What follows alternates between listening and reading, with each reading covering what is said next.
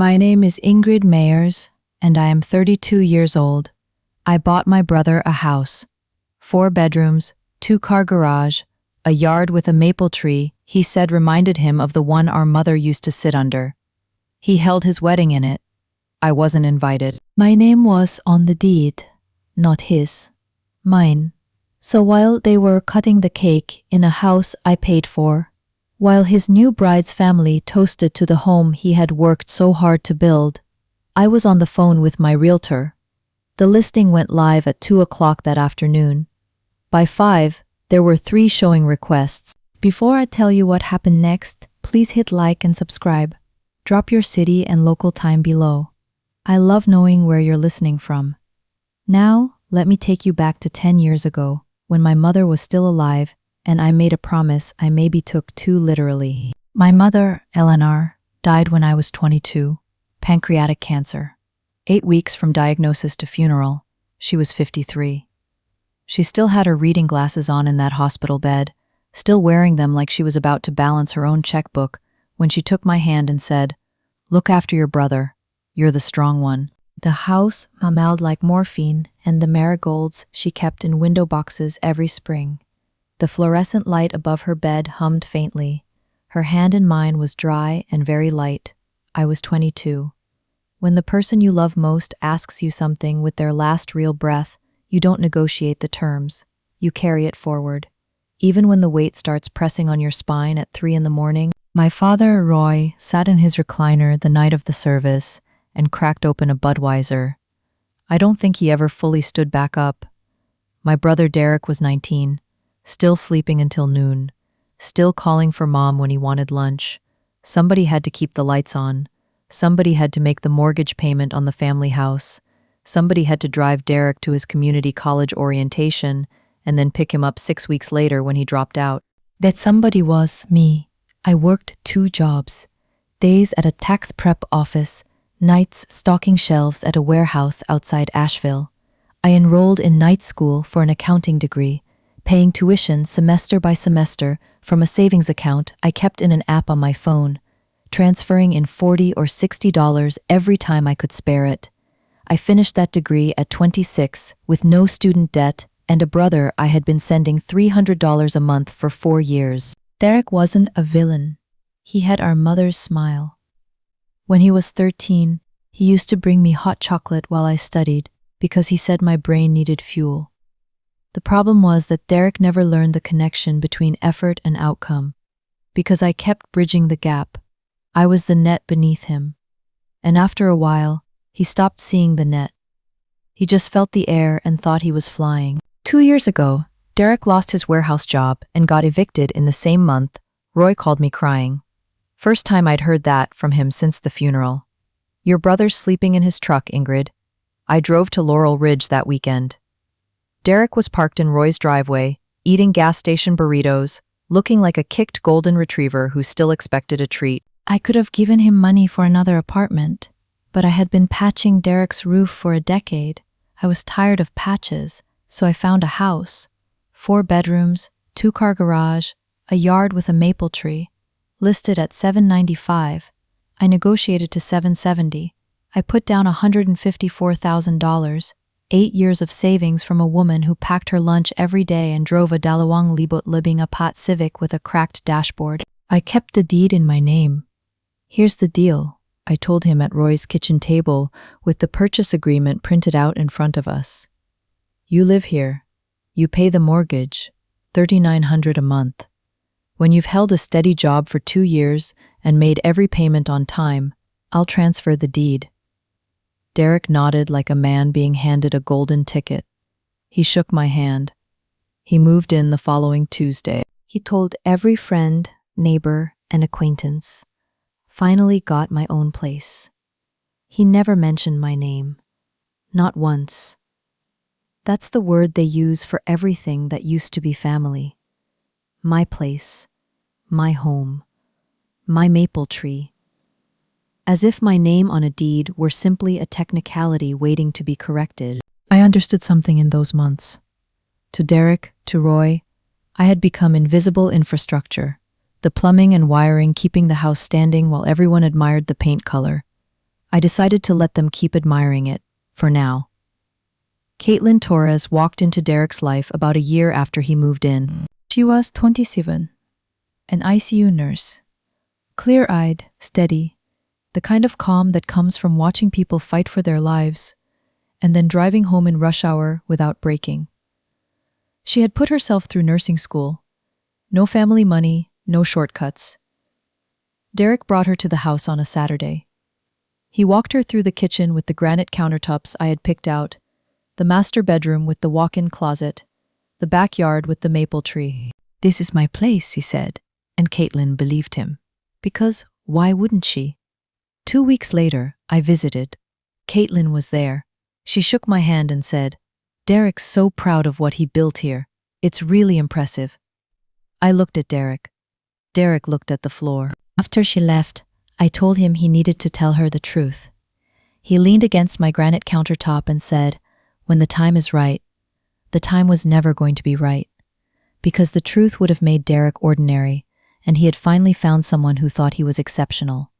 Have you ever had to stay silent, really silent, while someone rewrote your story in front of you? Tell me in the comments. I read them. Derek proposed 8 months later, down on one knee under the maple tree. Caitlin said yes. The wedding would be at the house. Backyard ceremony, vows beneath the maple tree. Her parents drove from Hendersonville.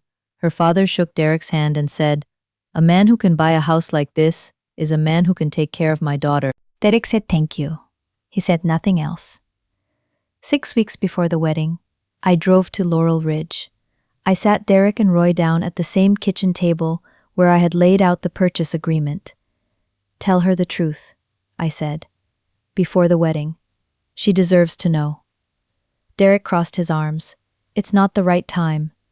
Roy looked at his Budweiser. I drove back to Asheville with my jaw clenched so tight I could hear my molars grinding over the radio. Then the call came. It was a Wednesday. I was at my desk reconciling accounts for a roofing company when Derek's name lit up my phone. "So, listen," he said. Casual, easy. "Caitlin and I have been going through the guest list. We're keeping it small. Closest family only." I let that sit in the air between us. "Derek," I said, "I'm your sister." "I know, but it's Caitlin's day. And honestly, you two aren't that close. It'd be weird." I hung up. I sat there for 11 minutes. I know because the clock on my monitor ticked from 2:14 to 2:25. Then I called Roy. "Dad, Derek says I'm not invited to the wedding." Silence. The sound of a can opening. "It's only for the closest family. You understand?" I said, "I understand, Dad." And I did. 3 minutes later, Derek texted me, one line, and a yellow smiley face. "It's only for the closest family, and if you haven't already, hit that subscribe button, because this story is about to turn." I minimized the roofing company's spreadsheet. I opened the bottom drawer where I kept my personal documents. The mortgage papers, the deed, the title insurance, my signature on every single page. I picked up my phone and called Helen Park at Park Realty. "Helen, I need to list a property." She pulled it up. "Ingrid, this is the house your brother lives in." "Yes."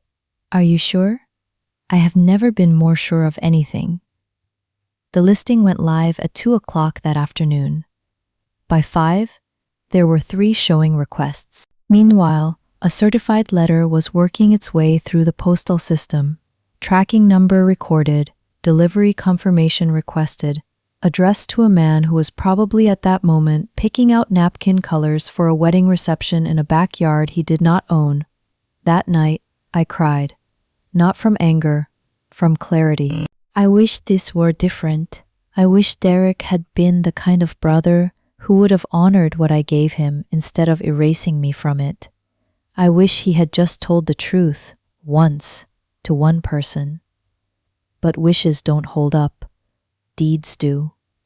It was alas 11:50 ng gabi when I sat at my desk in my one-bedroom apartment, the one with the window facing the parking lot, the kitchen so small I had to turn sideways to open the refrigerator. Marcus Webb, my real estate attorney, had reviewed everything that morning. Clear deed, no co-borrower, no lease. 30-day notice, correct procedure. Helen joined the call right on time. Cash offer, $779. Buyer wants a 2-week close. I did the math quietly. Sale price, $779,000. Outstanding mortgage, approximately $590. Closing costs, commissions, transfer taxes, roughly $34,000. Net equity to me, around $155,000.